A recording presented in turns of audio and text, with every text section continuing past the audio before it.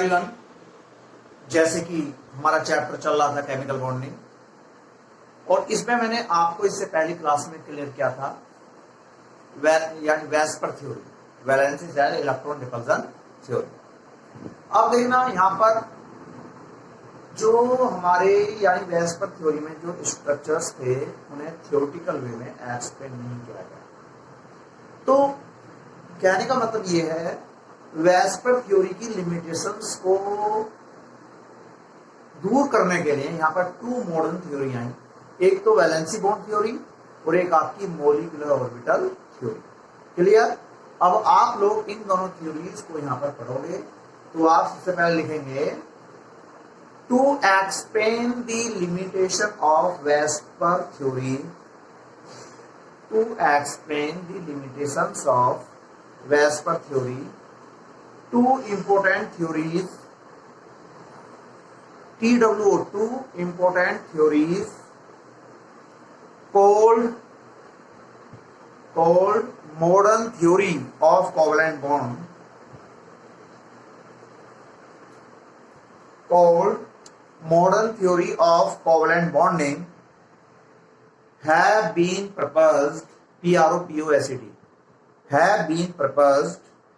These are number one, valency bond theory, valency bond theory. Okay, valency bond theory, VBT. Clear? valency bond theory, VBT. और दूसरी थी molecular orbital theory. Okay. Second, molecular orbital theory. Okay, MOT. ठीक है? Valency bond theory की full form valency bond theory, sorry VBT की full form valency bond theory और MOT की full form molecular orbital theory. अब आप लोग इन theories को यहां पर फुल एक्सप्लेनेशन के साथ पढ़ेंगे। तो सबसे पहले आप लोग इन दोनों थ्योरीज को नोट कीजिए इस तरह से।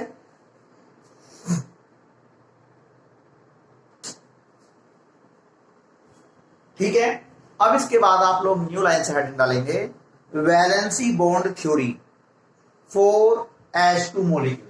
आगे वैलेंसी बॉन्ड थ्योरी,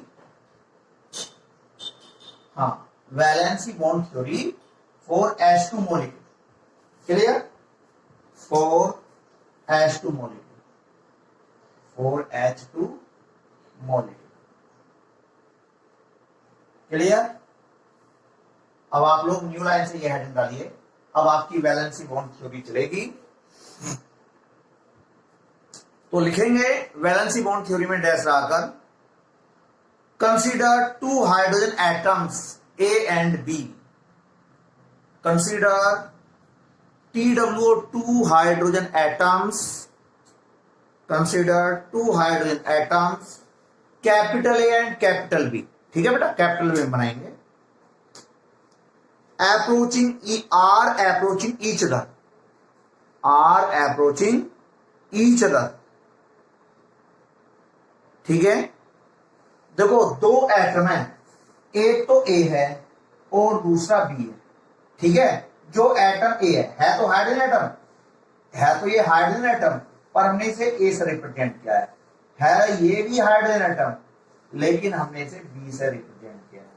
देखो इस A एटम के न्यूक्लियस को Na, इस B एटम के न्यूक्लियस को Nb, A के इलेक्ट्रॉन को Ea यानी ये A के इलेक्ट्रॉन है और इसके बी के इलेक्ट्रॉन को Eb। ठीक है बेटा? देखो हाँ Eb, देखो A एटम के इलेक्ट्रॉन को Ea और B एटम के इलेक्ट्रॉन को Eb। ठीक है? आप तो ये बात मैं यहां पर आप लोगों को लिखा रहा हूं। तो आप लोगों ने लिखा दे, ठीक है, स्टार्टिंग से दोबारा से बोल रहा हूं। Consider two hydrogen atoms A and B are approaching each other, एक दूसरे के जब पास आते हैं। Full stop, their nuclei are Na and NB, their nuclei are NuClei, their nuclei are Na and Nb, and electrons present in them, and electrons present in them are represented by Ea and Eb respectively, Ea and Eb respectively. Clear? भाई यहां पर कह दिया दो hydrogen के atom हैं ए और B, उनके न्यूक्लियस क्या है, न्यूक्लियस Na और Nb, और उनके इलेक्ट्रॉन्स क्या है, Ea एंड Eb। भाई ये बात तो जनरली रटने वाली नहीं है, बस बना बना कर हमें लिखनी है। फुल स्टॉप लगाकर न्यू लाइन लिखेंगे, attractive force are generated between, attractive force are generated between. ठीक है बेटा, अब एक बात बताओ, जो अट्रैक्टिव फोर्स होंगे, ठीक है, आप लोग जानते हो अट्रैक्टिव फोर्स कि जी same charge repel to each other and opposite charge attract to each other. ठीक है, तो देखिएगा, तो भाई यहां पर जो अट्रैक्टिव फोर्स जनरेट होगा, ठीक है, अब देखना मैंने क्या किया, जो ये दो हाइड्रोजन के एटम है, ठीक है, देखो पहला हाइड्रोजन का एटम तो रहा ही है, तो मैं इस साइड बना रहा हूं, देखो एक हाइड्रोजन का एटम तो रहा ये H हाइड्रोजन एटम है ए वाला, और इसका इलेक्ट्रॉन रहा ये, ठीक है, Ea, ठीक है, ये इस हाइड्रोजन एटम का ये इलेक्ट्रॉन है ए वाले एटम का, और ऐसे ही आपका दूसरा हाइड्रोजन एटम है ये, ठीक है, ये Hb, और जो इसका इलेक्ट्रॉन है वो ये है Eb। ठीक है, अब एक बात बताओ, जो अट्रैक्टिव फोर्स जनरेट होंगे, भाई आप लोग जानते हो same charge repel to each other, opposite charge attract to each other, तो देखो न्यूक्लियस पर पॉजिटिव चार्ज होता है, न्यूक्लियस पर पॉजिटिव चार्ज होता है, इलेक्ट्रॉन पर नेगेटिव चार्ज होता है। तो एक तो अट्रैक्टिव फोर्स ये है, ये एक दूसरे क्या करेंगे, अट्रैक्ट करेंगे। ठीक है, ये भाई एरो के सिंबल से शो कर दिए, ठीक है, ये एक दूसरे को क्या कर रहे हैं, अट्रैक्ट कर रहे हैं, और एक अट्रैक्टिव फोर्स है ये,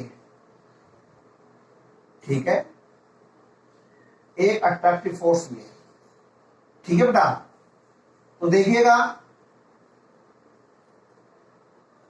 ओके, ये अट्रैक्टिव फोर्स है, क्यों, अपोजिट चार्ज, न्यूक्लियस पर पॉजिटिव चार्ज, इलेक्ट्रॉन पर negative charge, positive charge negative charge, ठीक है, ये तो है अट्रैक्टिव फोर्स। ठीक है, और एक अट्रैक्टिव फोर्स कौन सा, जब दो एटम पास पास आएंगे, भाई ये तो ऑलरेडी एटम के अंदर है, उस एटम का न्यूक्लियस और उसके इलेक्ट्रॉन, ये तो जनरली पहले से ही है।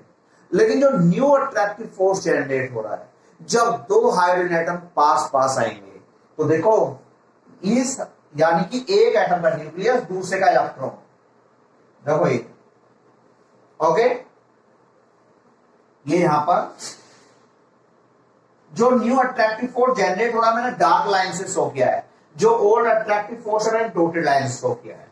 ठीक है, ऐसे ही बी एटम और ए के इलेक्ट्रॉन के बीच ये न्यू अट्रैक्टिव फोर्स जनरेट हो रहा है। तो ये बात ठीक है, तो आप लोग भाई न्यू लाइन से आप लोगों ने लिखा होगा attractive force is generated between, attractive force generated between, हाँ भाई देखो रोमन वर्ड में नंबर 1, ठीक है, देखो इसे लिखा रहा हूं, यानी एटम और उसके इलेक्ट्रॉन के बीच। ठीक है, तो नंबर 1 में लिखे रोमन वर्ड में number 1, nucleus of one atom and it's on electrons, nucleus of one atom and it's, और इसके and it's OWN on electrons, example देखो बेटा, यानी दैट इज, ठीक है, देखो ए एटम और इसका electron Eb and B hydrogen atom और इसका इलेक्ट्रॉन Eb। तो ये बात नोट करें आप लोग, ठीक है। सॉरी बेटा, यहां पर एक काम करें, यहां पर न्यूक्लियस जो हाइड्रोजन एटम आप लोगों ने शो करा ना, यहां पर ये न्यूक्लियस शो करें। Okay, N A nucleus, nucleus का पॉजिटिव चार्ज और ये बी का न्यूक्लियस, भाई ये ए एटम का न्यूक्लियस, यानी इस ए एटम का न्यूक्लियस, ये बी एटम का न्यूक्लियस, न्यूक्लियस का पॉजिटिव चार्ज, इलेक्ट्रॉन का नेगेटिव चार्ज। तो ये अट्रैक्टिव फोर्स ऑलरेडी है। तो नंबर 1 तो हो गया ये।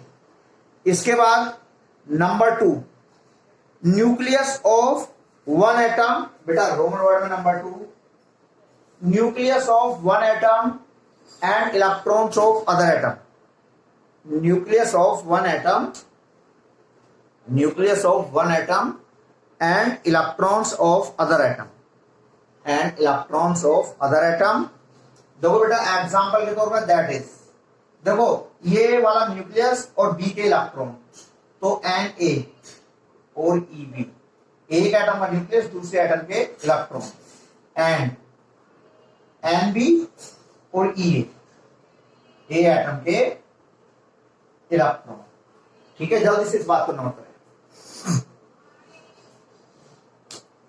तो ये तो है हमारा यानी कि अट्रैक्टिव फोर्स। अब बात करेंगे रिपल्सिव फोर्स की, ठीक है।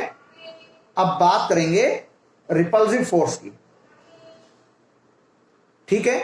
अब बेटा ये तो होगी अट्रैक्टिव फोर्स की बात। जब दो हाइड्रोजन एटम पास आते हैं, देखो ये तो पहले से अट्रैक्टिव फोर्स था, ये तो ओल्ड अट्रैक्टिव फोर्स। आप लोग कह सकते हो, ये लो डॉटेड लाइन में, डॉटेड लाइन वाला ओल्ड फोर्स, ओल्ड है तो अट्रैक्टिव फोर्स ही, ओके, ओल्ड अट्रैक्टिव,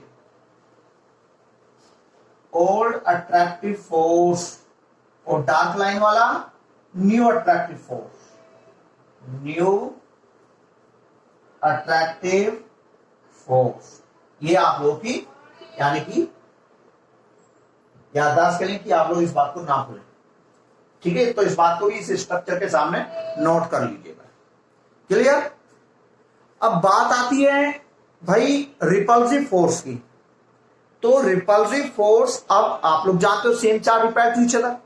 देखो अब मैं इसी में चेंज कर रहा हूं बेटा। अब मैंने क्या क्या अट्रैक्टिव फोर्स को यहां से मैंने साफ कर दिया, ठीक है। अब बात आती है रिपल्सिव फोर्स। अब हम क्या करेंगे, ठीक है, रिपल्सिव फोर्स। अब देखो रिपल्सिव फोर्स में आप लोग जानते हो same charge repel to each other and और opposite charge attract to each other. Repulsive force में भाई same charge repel to each other, ये तो है repulsive force. Same charge repel to each other, repulsive force. Opposite charge attract to each other, attractive force. और मैंने आपको ये attractive force को ये बात यहां पर बता दी। अब रिपल्सिव फोर्स की देखना, अब इनके बीच same charge, negative charge, negative charge, ये रिपल्सिव फोर्स है। ये एक दूसरे को क्या करेंगे, रिपेल करेंगे। ऐसे रिपल्सिव फोर्स ये है, ठीक है। ये एक दूसरे को क्या करेंगे, रिपेल करेंगे, ठीक है। ये रिपल्सिव फोर्स भाई देखो, positive charge repel to each other, negative charge repel to each other, ठीक है। तो आप लोग, हाँ भाई, अब आप लोग यहां पर भाई अट्रैक्टिव फोर्स की तो बात हो गई। न्यू लाइन से लिखें, repulsive forces generated between, repulsive forces generated between, ठीक है, ठीक है बेटा। रिपल्सिव फोर्स के लिए रोमन वर्ड में नंबर 1, भाई फिगर तो आप लोगों ने बना ली होगी।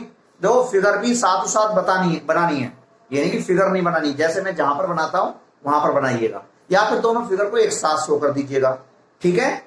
लिख देना उसमें वो अट्रैक्टिव फोर्स के लिए है, ये रिपल्सिव फोर्स के लिए है, ठीक है। ये रिपल्सिव फोर्स, रिपल्सिव फोर्स, उसे आप अट्रैक्टिव फोर्स में बना लेना इससे पहले वाली को। तो लिखिए जरा, repulsive forces generated between number 1, roman word में number 1, repulsive force repulsive force originated, originated, originated, repulsive forces originated in between electrons of two atom. बेटा electrons of two atom, यानी कि जैसे कि दैट इज ए और EB के बीच फिर repulsive force, ठीक है, repulsive force originated in between electrons of two atoms, that is ये। जल्दी से नोट करें। इसके बाद सेकेंड थिंग, यानी कि दोनों एटम के न्यूक्लियस के बीच लिखिएगा नंबर 2 में, nuclei of two atoms, nuclei of two atoms that is Na and B, ठीक है, Na बॉन्ड एंड, ये बात नोट करें। ओके बेटा, अब फुल स्टॉप लगाकर न्यू लाइन्स लिखेंगे। अट्रैक्टिव फोर्सेस, अट्रैक्टिव फोर्सेस, बेटा फुल स्टॉप लगाकर न्यू लाइन से, attractive forces tends, TENDS tends to bring the, tends to bring the combining atoms, attractive forces tends to bring the combining atoms close to each other, close to each other, attractive force तो पास लाते हैं, close to each other, whereas repulsive forces tends, TENDS tends to push them, tends to push, PUSH, push them, एक दूसरे को repel करते हैं ना, apart as shown in figure, apart, APART, apart as shown in figure। Okay बेटा, तो देखो अब इसके बाद फिर उसके बाद न्यू लाइन से लिखिएगा, हाँ स्टॉप लगाकर न्यू लाइन से, दी energy released during the formation a bond, जब भी कोई बॉन्ड बनता है तो एनर्जी क्या होती है, बाहर निकलती है, ठीक है, दी energy released during the formation of a bond, the energy released during the formation of a bond is called the bond enthalpy, is called the bond enthalpy। Okay, फिर फुल स्टॉप लगाकर न्यू लाइन्स लिखेंगे, the minimum in the curve, the minimum in the curve, so SHOW, so in the figure, so in the figure, below, BELOW, below, correspond to the bond enthalpy, corresponds to the bond enthalpy, corresponds to the bond enthalpy of hydrogen bond hydrogen, of hydrogen bond hydrogen, and so the most stable state, and so most stable state of hydrogen, of hydrogen। Full stop लगाकर एक छोटा sentence और लिख लें, conversely one molecule of H2 molecule, sorry, full stop, 1 mole of H2 molecule, ऐसे लिखें, 1 mole of H2 molecule, 1 mole of H2 molecules is dissociated by providing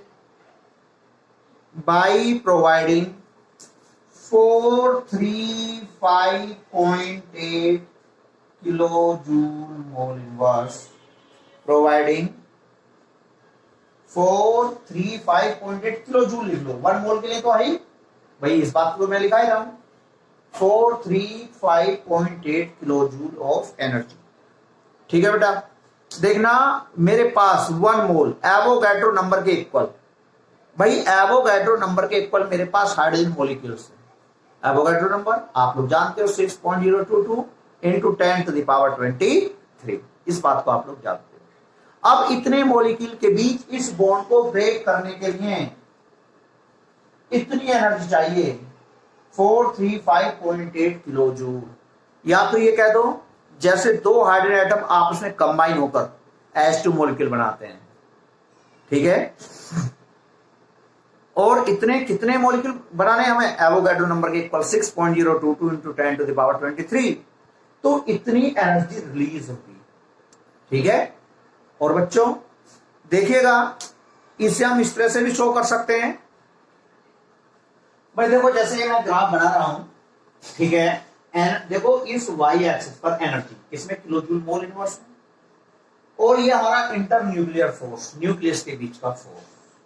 अब देखो जैसे क्या है, यहां पर दोनों हमारे हाइड्रोजन एटम दूर दूर होते हैं, दोनों हाइड्रोजन एटम दूर दूर होते हैं, तो ये क्या है, जरा एक हाइड्रोजन एटम ये और एक ये, ठीक है, तो यहां पर दोनों हाइड्रोजन एटम दूर दूर हैं, तो ये क्या, डिस्टेंस ऑफ सेपरेशन, यहां पर शो क्या होती है, डिस्टेंस ऑफ सेपरेशन, ठीक है, और यहां पर ये दोनों मॉलिक्यूल थोड़े पास पास आ गए, यहां पर देखो जैसे ये क्या आ रहे हैं, दोनों एटम पास पास आ रहे हैं, ठीक है, यहां पर दोनों एटम पास पास आ रहे हैं, और यहां पर आकर दोनों में क्या हो जाती है, ओवरलैपिंग हो जाती है। देखो यहां पर दोनों एटम भैया तो दूर दूर हैं, थोड़े पास पास आए, यहां पर आकर एक दूसरे से यानी कि ओवरलैपिंग हो गई, ठीक है, यहां पर एक दूसरे के ऊपर ये कहने का मतलब ये मिल गई, ओवरलैपिंग, ठीक है, तो ये आपका ये बॉन्ड एनर्जी को शो करता है, बॉन्ड एनर्जी, क्लियर।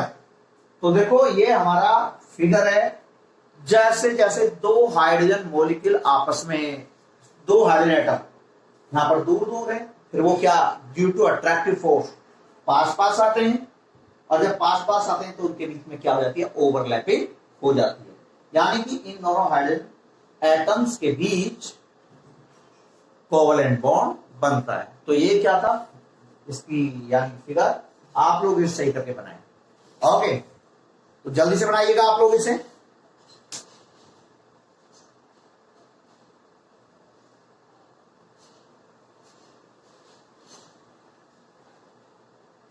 ठीक है बेटा, ये आपकी वैलेंसी बॉन्ड थ्योरी थी।